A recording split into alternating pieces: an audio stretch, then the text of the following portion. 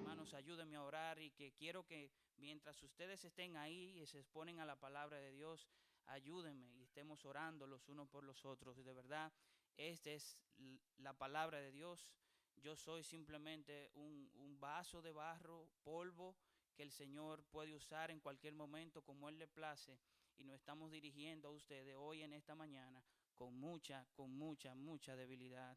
Así que damos gracias y gloria a Dios por este tiempo. Vamos a orar y darles la gloria al único que merece gloria y honra en esta mañana. Oremos. Padre, a ti te damos la gloria, te damos la alabanza, Señor. Llénanos de tu poder, llénanos de tu gracia, llénanos de tu misericordia. Yo no merezco estar aquí. Tú sabes la inmensa debilidad que tengo. Por eso te pido que me asista con tu espíritu. Ayúdame, porque de verdad te necesito. Como sé que también hay muchos aquí que te necesitan y que necesitamos verte a ti en medio de nuestras situaciones y que seamos vasos de barro que tú puedas utilizar en cualquier momento de nuestras vidas. Te lo pedimos en el nombre de Jesús. Amén. Gracias a Dios por estar aquí. Gracias al pastor. Vimos el video que él nos dejó y de verdad nos alegramos mucho por él y de saber de que Dios está haciendo grandes cosas en medio de nosotros. Acompáñame al capítulo 20 del Evangelio de Mateo y vamos a estar viendo los versículos 25 al 28. Mateo 20, versículos 25 al 28. Pero antes de leer esa porción de las Escrituras, allí sucede algo entre Jesús y los discípulos. Y yo quiero que antes de que podamos leer esa sección, entonces vamos a traer un poquito de contexto sobre lo que sucede allí. Mateo 20, 25 al 28. Y hoy vamos a estar hablando en el tema bajo el servicio en el reino de Dios. Servir en el reino de Dios. Para muchos aquí nos gusta servir, ya sea en el contexto de la iglesia, en tu hogar, en el trabajo. El servicio es algo que nos gusta, ¿verdad que sí? Entonces, muchas veces no entendemos servir a los demás como algo que lo hagamos con honestidad. Si somos honestos, siempre nos es agradable, pero muchas veces debemos acceder al servicio o accedemos a servir a otros, muchas veces con las motivaciones incorrectas, y no más bien como un acto de amor hacia los demás, como vemos en las Escrituras. Podemos decir que nuestra sociedad está llena de ejemplos de personas que en ese tipo de servicio sirven, pero más bien para servirse de otros.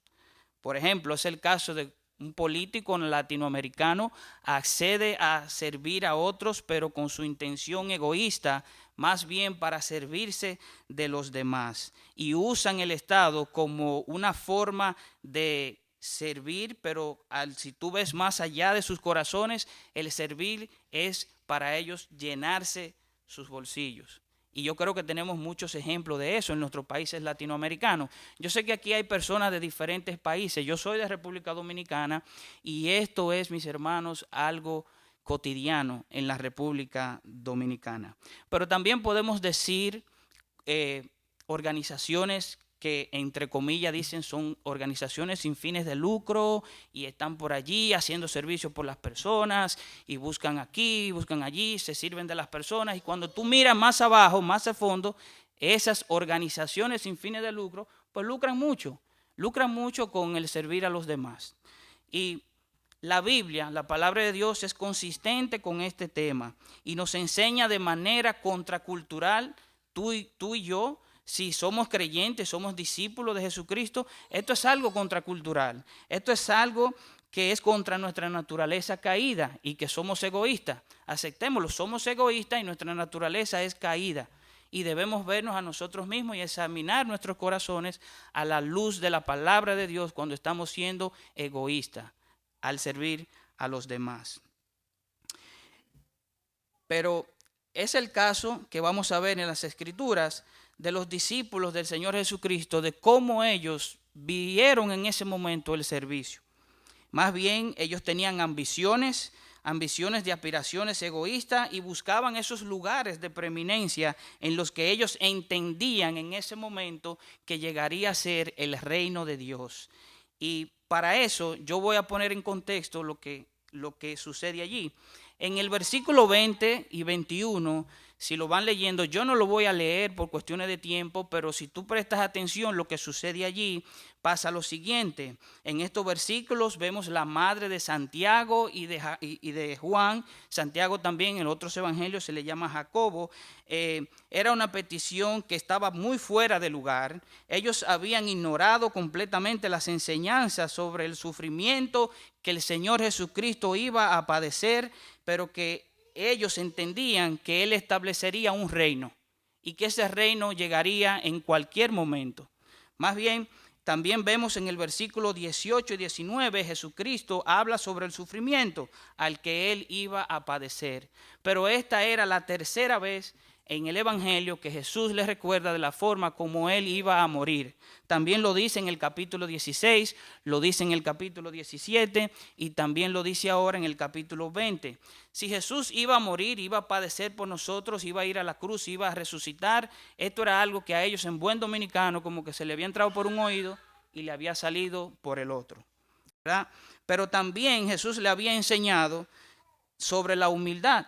Jesús había enseñado en el capítulo 18, versículos 1, 2 y 3, sobre el más importante en el reino de Dios. Ahora, la petición que ellos están haciendo aquí es una petición egoísta porque ellos se añaden de su mamá para que su mamá le pueda intervenir por ellos, pero era algo que ellos como que habían planificado antes, y entonces ellos van a Jesús, le hacen la petición y ella le dice: Señor, manda que mis hijos, uno se siente a tu izquierda y el otro se siente a tu derecha en tu reino. O sea, tratando de tener esos lugares de preeminencia al cual ellos querían acceder, ¿verdad?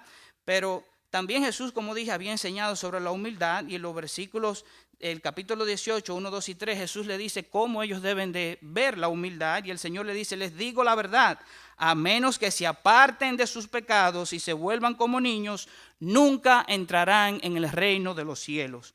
Pero también en el capítulo 19, Jesús le dice: dejen que los niños vengan a mí, no los detengan, pues el reino de los cielos pertenece a los que son como estos niños. Pero también hablando de la salvación, en el capítulo 19, versículo 26 en adelante, la escritura está hablando allí sobre el hombre rico, y Jesús le dice estas palabras a sus discípulos, le dice lo siguiente: en la regeneración, cuando todo se haga nuevo otra vez, ellos se sentarían en 12 tronos para desde allí entonces juzgar a las naciones, juzgar desde Israel a todas las naciones. Ellos entendían que iba a haber un reino, que ellos iban a participar de ese trono y que ellos estarían allí. Ahora, es muy importante que la madre de ellos hubiera planeado todo esto, como dije. Ahora, la petición era una petición humilde, entre comillas, humilde, pero eso dejaba de ver los deseos egoístas que ellos tenían. Era como esto: ellos querían ser los primeros ministros de ese reino de Dios. Algo así en nuestros días como el ministro de Defensa o el ministro administrativo del reino de Jesús. Entonces ellos estaban alineando sus posiciones de lo que ellos entendían en ese momento que sería el reino de Dios. Ahora bien, como vemos, ellos habían escuchado de lo que era la humildad, cómo Dios le había dicho y todas estas cosas, cómo ellos debían permanecer al lado de Él y esperar ese reino que Jesús le había dicho. O sea, Jesús había hablado sobre la humildad. Ahora bien, ¿creen ustedes que ellos lo habían entendido en sus corazones? Por lo que vemos en las Escrituras, ellos no habían entendido hasta ese momento lo que Jesús le estaba queriendo decir sobre ellos, de que ellos deberían ser humildes y ser diferentes, y eso lo vamos a ver más adelante en las Escrituras. Ahora, el versículo 22, ahí mismo de Mateo 20, 22, tanto la petición como la ignorancia de ellos aquí está enmarcada en un ámbito social y político de lo que ellos entendían que iba a ser ese reino. Estaban esperando un Mesías carismático, político, en la ciudad de Jerusalén, que podría acabar con todos sus enemigos y el imperio romano por el cual ellos estaban subyugados en ese tiempo.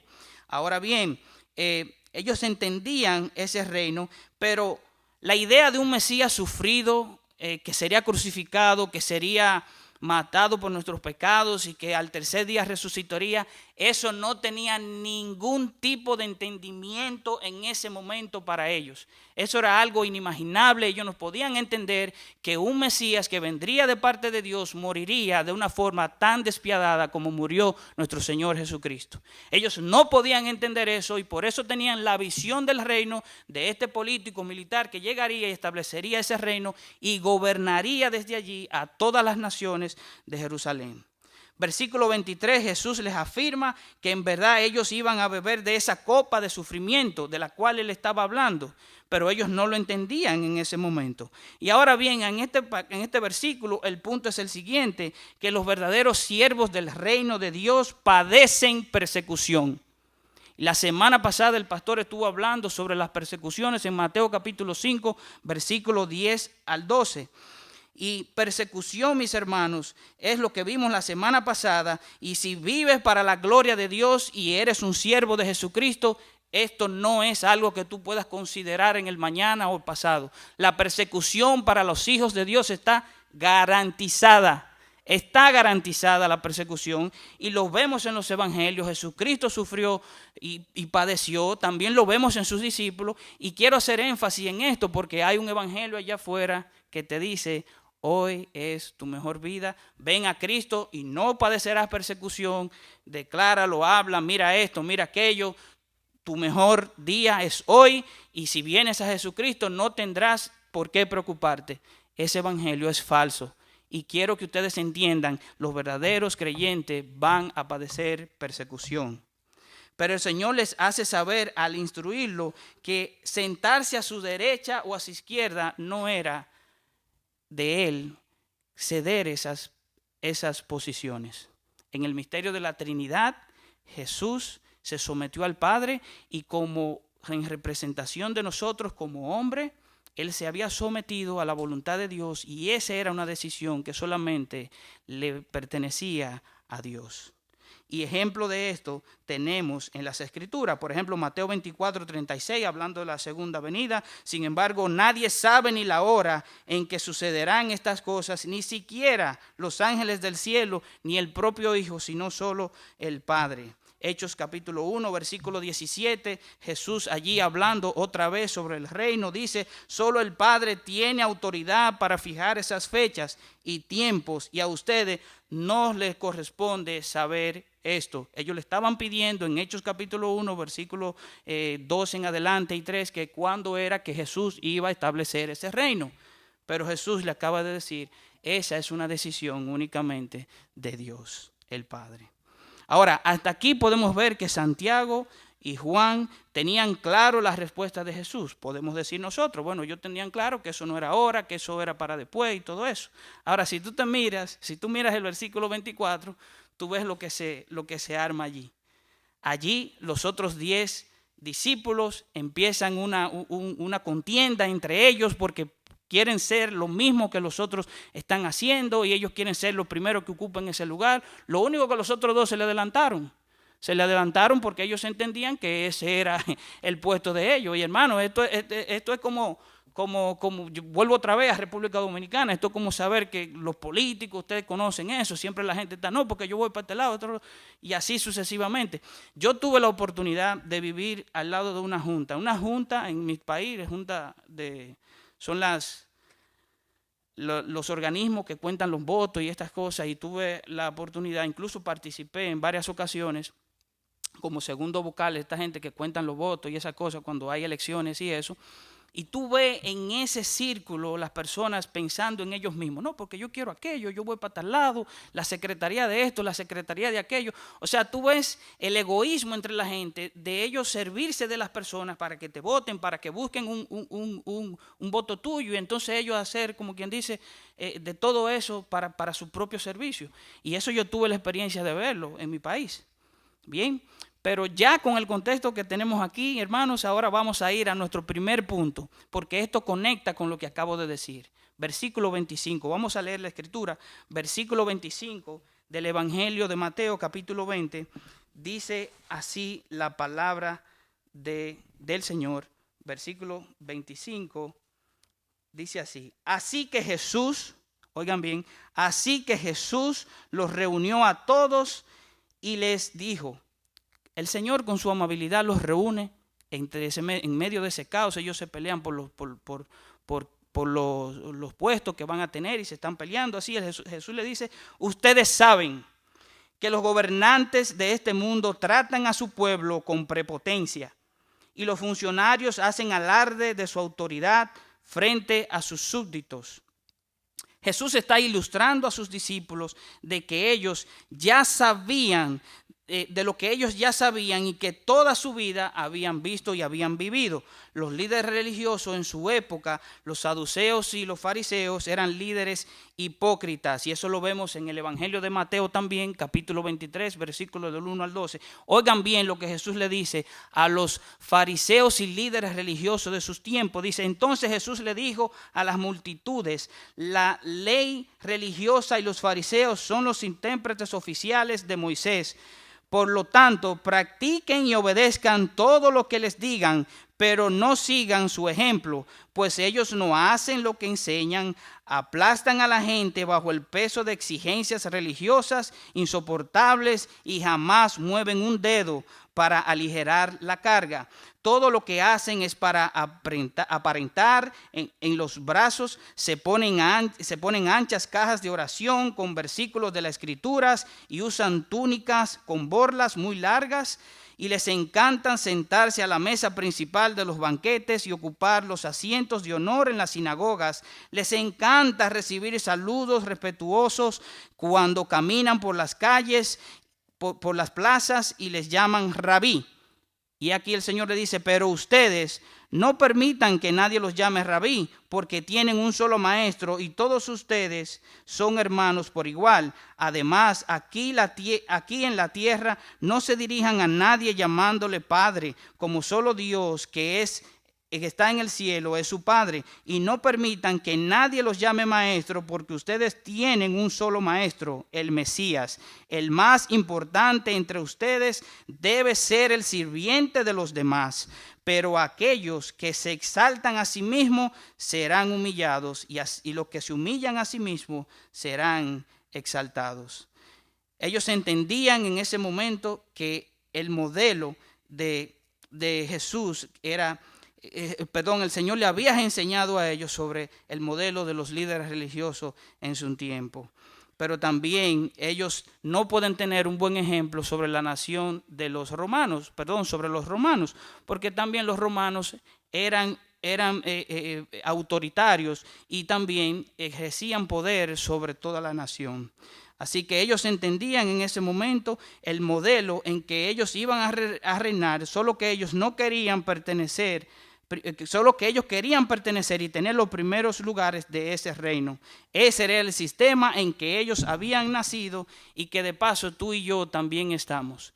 Si tú examinas nuestras naciones y como nosotros estamos, vivimos en tiempos donde el hombre gobierna por encima de Dios, pero la palabra de Dios no está sujeta a la voluntad del hombre, y eso lo vamos a ver más adelante. Por ejemplo, una persona más amable puede ser un político otra vez, pero cuando alcanza la cúspide del poder, hace que los demás sientan el peso de esa autoridad. Y esto me lleva a decir, o sea, lo que vemos en Génesis capítulo 3, versículo 5, dice: Dios sabe que en cuanto coman del fruto, se le abrirán los ojos y serán como Dios, conociendo el bien y el mal, comenzando allí el pecado en la humanidad. Ahora, el hombre desde la caída busca ser Dios y ejercer autoridad con autoritarismo y prepotencia sobre los demás. Por eso tenemos formas de gobierno como la monarquía, la teocracia, la aristocracia, la tiranía, la dictadura, el comunismo y la democracia. Estemos bien claros, mis hermanos. Ninguna de estas formas de gobierno civil son correctas, ninguna de ellas. Y en buen dominicano, cada una de ellas tiene su chin, y ustedes saben lo que yo me refiero con eso. Cada una de ellas cojean de un pie porque quienes nos gobiernan son personas caídas y son personas sujetas a padecimientos como tú y como yo. Pero la gloria de Dios en su soberanía permite que ellos gobiernen por encima de cualquier forma de gobierno. Dios gobierna. Y mira lo que dice Daniel capítulo 4 versículo 17. Dice: Dios el Altísimo gobierna los reinos del mundo y los entrega en cualquiera que Él elija. Los hombres no gobiernan. Dios gobierna. Y Dios en su soberanía permite que ciertas naciones, ciertas ciudades sean gobernadas por hombres, pero Él gobierna, su soberanía gobierna. Por razones de tiempo, yo no te voy a definir cada una de estas formas de gobierno, pero Dios gobierna y muchos de ellos hablan en sus constituciones de Dios, pero si tú hurgas más a fondo sobre lo que hacen como los líderes religiosos, por eso te hablé de los líderes religiosos y lo que ellos hacen, tú puedes descubrir que mencionan a Dios en sus constituciones, pero la finalidad es el hombre que establece la ley, quita y pone leyes. Y en eso estemos claros. Ahora bien, ¿nos manda Dios a desobedecer estas formas de gobierno? No, por eso tenemos en la Escritura, Romanos capítulo 13, versículo 1. Dice: toda persona debe someterse a las autoridades de gobierno, pues toda autoridad proviene de Dios. Y los que ocupan puestos de autoridad están allí colocados por Dios. Todos. Ahora bien, solo podemos desobedecer estas formas de gobierno cuando cualquier forma de gobierno se opone a los mandatos y leyes de la palabra de Dios. Por ejemplo, congregarse, leer la Biblia, enseñar la Biblia, entre otros. El cristianismo se somete a las autoridades porque es un mandato de Dios, siempre y cuando no prohíban lo que Dios manda en su palabra o pecar en contra de nuestro Dios. Ahora bien, esto me lleva a mí a una pregunta. Entonces, ¿cómo deben ser los siervos en el reino de Dios? Y es mi segundo punto. Aquí hay una diferencia. Versículos 26 y 27. Aquí hay una diferencia, mis hermanos. Versículos 26 y 27. Pero entre ustedes será diferente. El que quiera ser líder entre ustedes deberá ser sirviente. Y el que quiera ser el primero entre ustedes deberá convertirse en esclavo. ¿Ves cómo Jesús está hablando de un reino totalmente diferente al que ellos entendían que sería el reino? Pero ustedes serán diferentes, dice el Señor. Ustedes han visto cómo funcionan los reinos de las naciones. Ustedes han visto cómo funcionan y ustedes pertenecen a mi reino, deben de ser diferentes. El Señor más adelante vuelve y les dice, como leímos en Mateo 23, versículo 11, el más importante entre ustedes debe ser el sirviente de los demás. Esto debió haberle caído a ellos como un balde de agua fría. Ellos no se imaginaban que Jesús estaba hablando en términos de siervo, ni de servirles, ni de servir.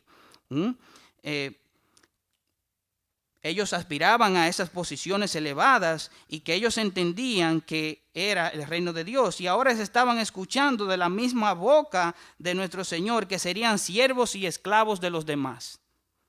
Una vez escuché decir a un amado hermano que me dijo lo siguiente, se llama Dimas, es pastor, y él me dice lo siguiente, que el cielo, oiga bien mis hermanos, el cielo es el único lugar donde se sube bajando. El cielo es el único lugar donde se sube bajando. Debes bajarte a la posición de siervo, de esclavo y humilde para entrar en el reino de Dios. Y esa es la verdad. Mi reino, dice el Señor, es totalmente diferente a los reinos de los hombres. Jesús estaba volteando toda forma de pensar de ellos de lo que debería ser el reino. Es como que el reino, ellos lo veían aquí, lo tenían aquí el reino y Jesús hace esto. Para que ellos entendieran de lo que el Señor estaba hablando.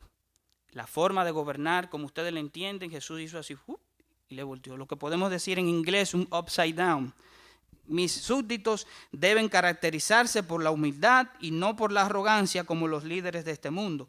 Deben negarse a sí mismos para servir a los demás. La palabra de Dios es consistente en el tema de la humildad del creyente. De hecho, si lees el capítulo 18 en adelante, hasta esta sección del capítulo 20, tú vas a ver que hay una línea de conducción en este tema sobre la humildad.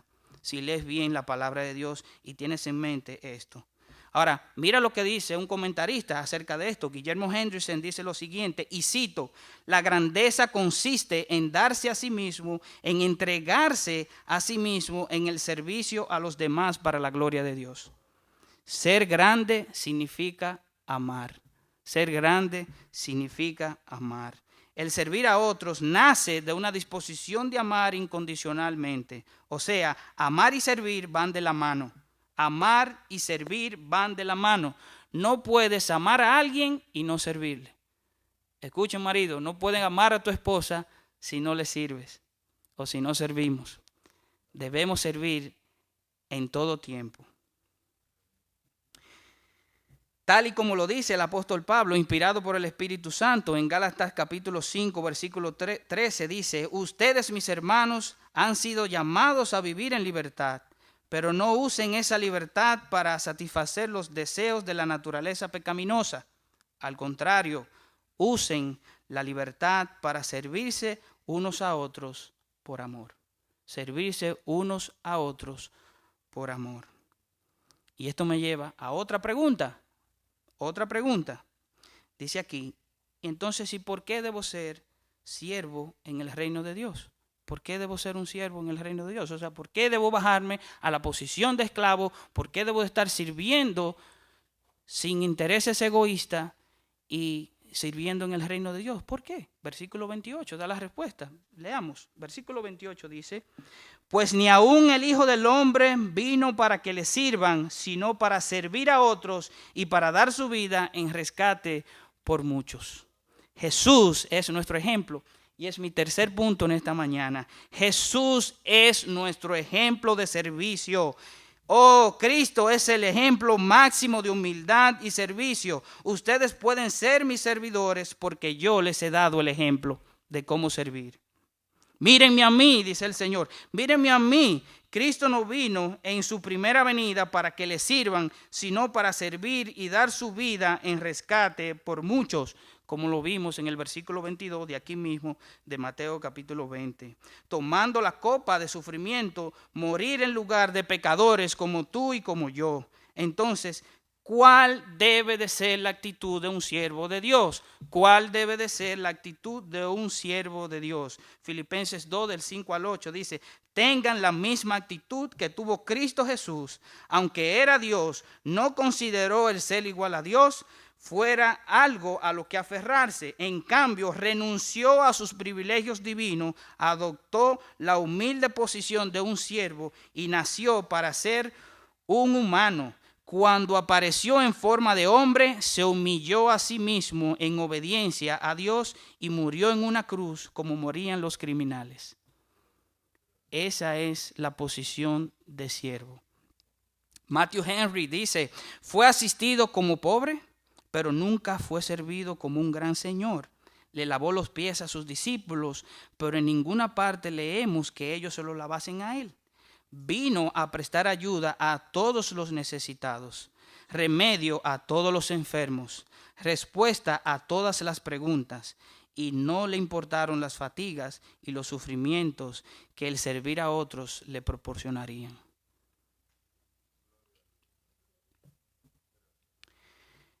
¿Cuán distante están muchos púlpitos hoy en día de este ejemplo de servicio y de humildad de nuestro Señor Jesucristo?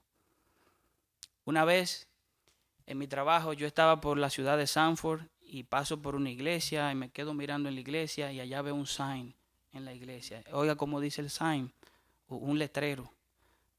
Vi ese letrero y decía: parking del pastor. Y yo me quedo, wow, aún así hay gente que tiene parking del pastor. Y bueno, es terrible, mis hermanos, pero hoy en día muchos siervos de Dios se ven como superestrellas del evangelio. Superestrellas del evangelio que creen que son ellos los dignos de adoración, que les rindan pleitesía y todo eso. Cuando usted ve un sign allá abajo que diga parking del pastor, Hermano, vamos a hablar con José García, ¿qué está pasando? Porque creo que el ejemplo de nuestro Señor Jesucristo está muy, muy lejos de muchos púlpitos hoy en día. Hoy en día. Para ir concluyendo, algunas aplicaciones finales de lo que hemos estado compartiendo acerca del servicio. Ahora, el mundo ve el servicio a los demás como una posición baja. Seamos honestos. Muchas personas allá afuera ven que el servir a otros es como una posición muy baja, humillante y evitada. La gente rechaza el servir a otros. Nadie quiere que lo llamen siervo o sirviente. Es una posición incómoda, muy incómoda. Cuando alguien profesa la fe en Jesucristo, automáticamente tiene un problema. Tiene un problema. Tiene un problema.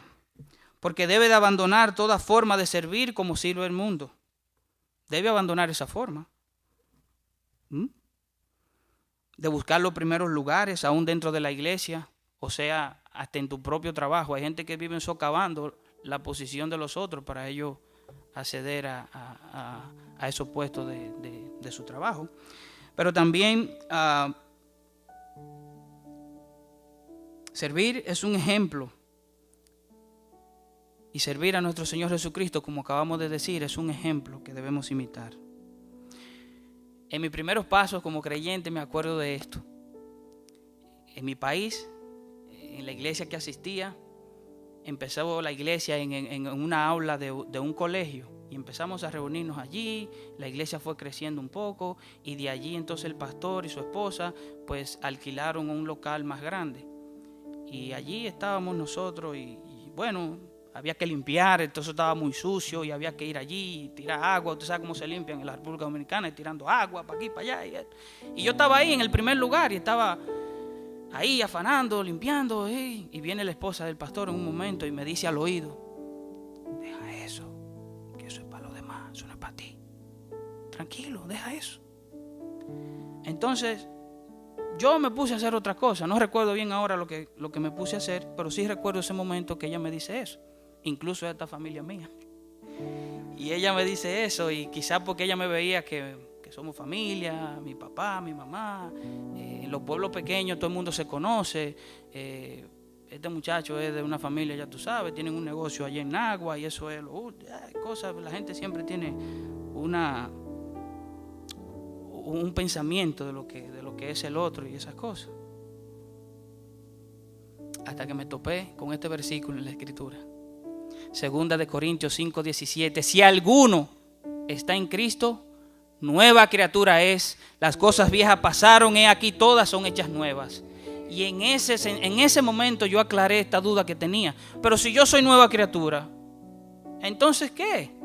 ¿Entonces qué? Somos nuevas criaturas en Cristo. Somos nuevas criaturas en Cristo. Ahora las cosas viejas pasaron, he aquí todas son hechas nuevas. ¿A qué me voy a aferrar? ¿Que tengo aquello, que tengo esto, que tengo lo otro? No, somos nuevas criaturas en Cristo. Pero también, si te das cuenta, todo este relato de Jesús y los discípulos te da a entender que esto sucedió antes de la cruz y la crucifixión. Entonces, ¿qué pasó después? Ellos entendieron todo lo que el Señor le había enseñado y que en la cruz y la resurrección lo cambia todo, mis hermanos. La cruz y la resurrección de nuestro Señor Jesucristo lo cambia todo. De hecho, ni tú ni yo estuviéramos aquí esta mañana. Ni tú ni yo estuviéramos aquí en esta mañana si no hubiésemos creído, si no podemos creer en la Escritura que Cristo murió y resucitó y está sentado a la diestra de Dios. No tendría sentido.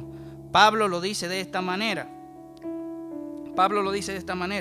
Si Cristo no resucitó, vana es nuestra predicación y vana es nuestra fe. Comamos y bebamos que mañana moriremos, dice el apóstol Pablo. No tendríamos sentido de estar aquí. Piénsalo. Lo que yo estoy haciendo aquí, ustedes aquí, si Cristo no resucitó, somos lo más despreciable de conmiseración nosotros mismos, porque aún estamos en nuestros pecados. Pero si Cristo resucitó, mis hermanos, eso lo cambia todo. Aleluya, al nombre de nuestro Dios. Pero también te voy a dar unos ejemplos de personas en la Escritura que fueron transformados y creyeron y sirvieron a Dios de la forma como el Señor los llamó. Y dice, por ejemplo, Santiago, el mismo Santiago que estamos hablando aquí. Santiago, después de abandonar sus deseos egoístas, Santiago murió predicando el evangelio y fue matado por la espada de Herodes Agripa I en el año 44 después de Cristo, cuenta la historia. Juan, de también que estamos hablando aquí, fue el último en morir como discípulo de Jesucristo y fue echado en una caldera de aceite caliente. Sobrevivió de eso, pero también fue desterrado en la isla de Patmos. Y si ustedes ven, los siervos de Cristo padecen persecución por predicar a Cristo. Moisés prefirió sufrir con los hijos de Israel antes de ser llamado hijo de la hija de Faraón y de gozar de los placeres temporales del pecado. Pedro negó al Señor 3 veces, se arrepintió y fue transformado y restaurado. Si tú ves en las Escrituras, el Pedro de los Evangelios no es el mismo Pedro de Hechos capítulo 2 en adelante. Saulo de Tarso, a quien también conocemos como Pablo, fue fariseo y con todos los privilegios del Sanedrín, la élite religiosa de sus días. Sirvió al Señor y dijo: para mí el vivir es Cristo y el morir es ganancia. Y todo lo que tengo lo doy por basura para ganar a Cristo. Y la lista puede ser más y más amplia. Ahora bien, si tú eres creyente, tú y yo estamos después de la cruz. Vivimos después de la resurrección de Jesucristo, vivimos después de la cruz. Y aunque estamos en este mundo, no pertenecemos a este mundo. Somos ciudadanos del reino de Dios y debemos vernos a nosotros mismos como siervos del reino de Cristo, que ha sido ya inaugurado. ¿Tú sabes dónde? En tu corazón. Si tú empiezas a vivir para Dios en tu corazón, Él te llama a ser diferente y a vivir para su gloria. Somos diferentes a toda forma de servicio del mundo. Somos totalmente diferentes. El apóstol Pablo lo dice mejor que yo. Dice: poned la mira en las cosas de arriba y no en las de la tierra, como dice Colosenses capítulo 3 versículo 2. Y es que nosotros, seamos honestos, pensamos mucho en el aquí, en el ahora y en lo que vemos. Sí, pensamos mucho en el ahora, en lo que vemos. Pero debe de ser así, que pensemos tanto en nosotros mismos, en lo de ahora, en lo que será la semana siguiente, mañana, pasado, el mes que viene. Siempre estamos muy ocupados pensando en las cosas de aquí. Ahora yo te hago también una pregunta: ¿de qué forma tú estás sirviendo en el reino de Dios, en el reino de Cristo, que ya ha sido inaugurado en tu corazón? ¿De qué forma estás sirviendo? Yo creo que nosotros debemos pensar más en la eternidad. ¿Piensas tú en la eternidad? ¿Piensas tú en la eternidad como deberías pensar? ¿O es algo como que cuando yo me muera? Sí, pero yo creo que ayuda mucho desde ahora que tú te veas pensando en la eternidad. No simplemente pienses en el ahora ni en el aquí. Hazte un favor a ti mismo y piensa en la eternidad, en lo que tú serás con tu Señor allá arriba y en las bendiciones que están aguardadas si eres creyente en el reino de Dios. Servir a los demás como siervos en el reino de Dios. No creas, habrán situaciones. En medio nuestro no querrás servir a otros. Yo mismo te puedo fallar. Cualquier hermano aquí te puede fallar. Sí, porque tendemos a mirar a los demás, aquel no hizo, aquella hizo, aquel no hizo, y miramos siempre horizontalmente a los demás. Pero yo te digo en esta mañana, puesto los ojos en Jesús, el autor y consumador de la fe, mira a Cristo. No te mires a ti mismo ni mires a los demás. Mira al Señor. Cuando tú sirves a alguien y le haces un bien a alguien, mira a Cristo, mira su ejemplo en las Escrituras y vive de esa forma. Cristo, por el gozo puesto delante de Él, sufrió y soportó el sufrimiento por ese gozo que Él vería más allá. ¿Ves? Cristo tenía sus ojos puestos siempre en la eternidad. Y de la misma manera tú y yo debemos poner nuestros ojos en Cristo y en la eternidad. Eso es para ti, hermano, si eres creyente. Pon tus ojos en Cristo. Hay una canción que dice: pon tus ojos en Cristo. Debemos poner nuestros ojos en el Señor. Y si estás aquí sin Cristo, tú no perteneces a ese reino. Ese reino todavía no ha sido inaugurado en tus corazones. El reino en que vives ahora dejará de ser. Todos los reinos de este mundo tienen un comienzo y un final. Pero Cristo es eterno y el reino de Dios es eterno y empieza a vivir desde aquí. Ven a Cristo, ven a Él, arrepentido de tus pecados por medio de la fe en arrepentimiento. Confiésale tus pecados a Cristo y Él promete estar contigo todos los días hasta el fin del mundo y llevarte a ese reino celestial donde no habrá más llanto, ni muerte, ni dolor. Confía en Cristo. Los reinos de este mundo van a desaparecer. El reino de nuestro Señor Jesucristo lo empezamos a vivir desde aquí. La eternidad no es para un mañana, para un día cuando yo salga de este mundo. La eternidad la empezamos a vivir desde aquí. Oremos. Padre, gracias por tu palabra. Gracias, Señor, porque en ti encontramos consuelo. Que en medio de las tribulaciones podemos descansar en la esperanza bienaventurada que tenemos de que un día estaremos contigo por toda una eternidad. En el mundo tendréis aflicción y tendrán que sufrir, pero confiemos en ti, como dice tu palabra, porque tú has vencido el mundo. Tú has vencido todo gobierno civil de este mundo y hacemos bien nosotros en confiar en ti, en depender de ti en todo lo que hagamos. Tuya es la gloria, tuya es la alabanza, Señor. Tu palabra ha sido predicada. Ahora te pedimos que tú hagas tu obra y tu voluntad en los corazones que estamos aquí. A ti te damos la gloria y la alabanza. En el nombre de Jesús. Amén.